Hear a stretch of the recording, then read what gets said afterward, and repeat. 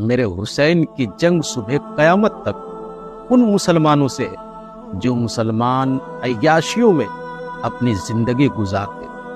ہمارے وہ مسلمان جو خود کو حسین کا غلام کہلاتے ہیں اور محرم کے مہینے میں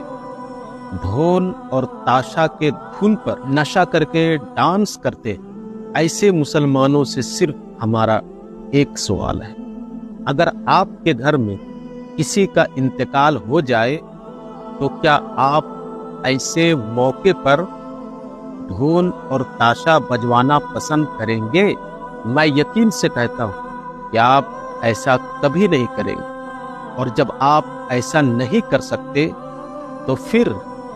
میرے نبی کے جگر کے ٹکڑے حضرت امام حسین کی شہادت پر آپ ڈھول اور تاشے کیوں بجواتے ہیں؟ کیا آپ کو معلوم ہے کہ میرے حسین کی جنگ جس یزید سے تھی وہ یزید بھی کلمہ، جنگ اس یزید سے اس لیے ہوئی کہ یزید ایک نمبر کا زناکاری تھا، یزید ایک نمبر کا جواری تھا، یزید ہمیشہ عیاشی کرتا تھا، اور حیرت اس بات پر ہے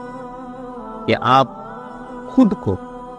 حسین کا غلام کہلاتے ہو اور آپ شراب پیتے۔ حیرت اس بات پر ہے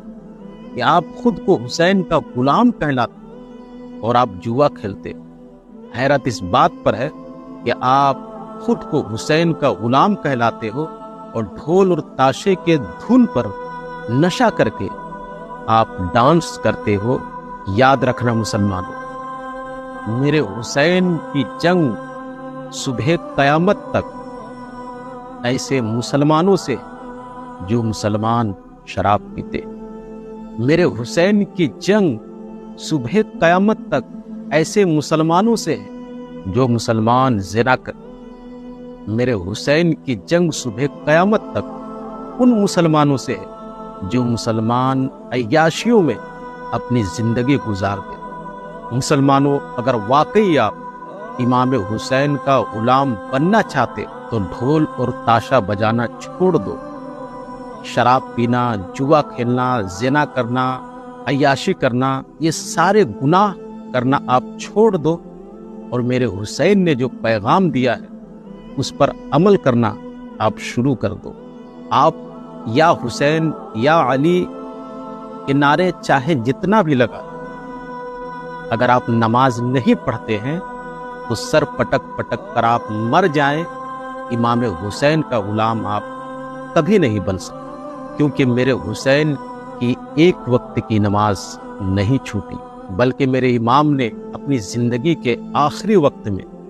سجدے میں سر کٹا کر ہم غلاموں کو ایک پیغام دے دیا ہے، اگر تجھے سر کٹانا پڑے تو اپنے سر کو کٹا دینا، لیکن اللہ کی عبادت کو کبھی مت چھوڑنا۔